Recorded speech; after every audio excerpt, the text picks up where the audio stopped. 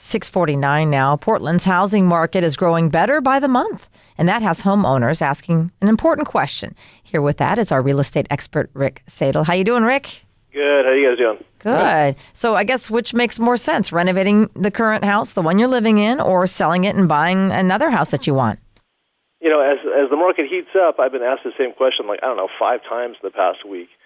And I guess to answer it, you got to ask yourself a couple of different questions. And the first one is if you're going to be there for a while, because if you are, then maybe it does make sense. If it's just a short-term fix, then probably not.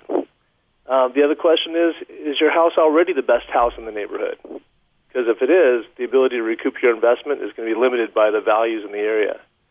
A pretty good general rule of thumb is to expect to recoup, 50 to 85%, depending on the project that you do. So as long as you're willing to accept somebody else's design, it may be better to buy a house with the model already done. So we'll assume that's the general formula you give people. How do they react when you tell them that? It on the surface sounds a little confusing and as though it'd be hard to decide.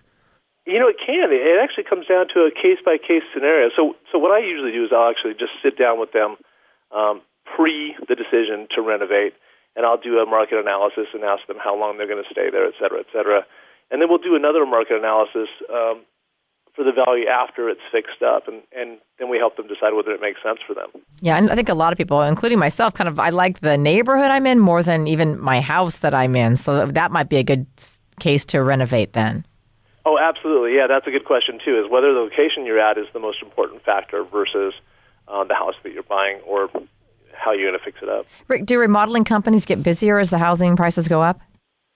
Well, that definitely seems to happen. I don't know if there's a correlation between the prices going up or if it's just because the economy is getting better in general. But any of the contractors I talk to right now, as the housing prices are going up, are super busy.